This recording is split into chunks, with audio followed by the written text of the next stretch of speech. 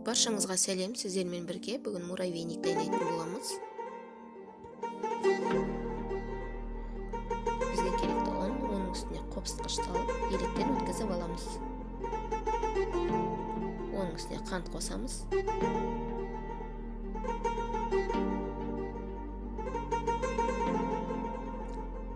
Үй температурасындағы сарымай қосамыз.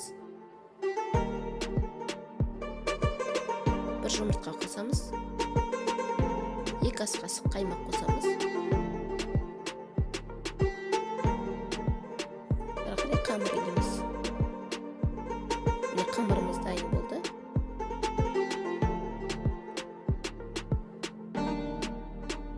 Тоңазытқышқа жарты сағатқа салып қоямыз.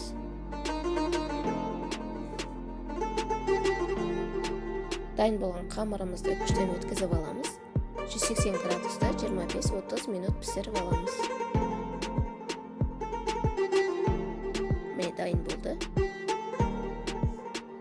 Ары қарай үстіне вареный сгущенка қосамыз.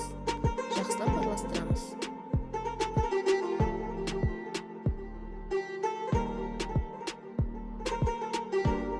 Видеодағыдай жіңішке ыдысымызға ішіне пакет төсеп аламыз.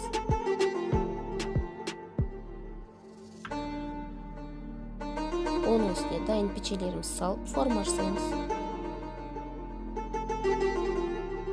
Барлығын осылай жасап аламыз.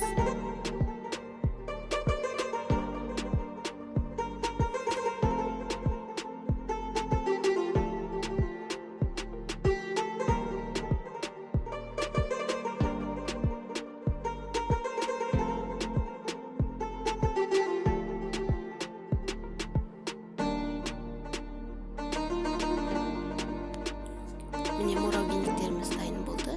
Бетіне қалауымызша шоколадты ертіп жағамыз.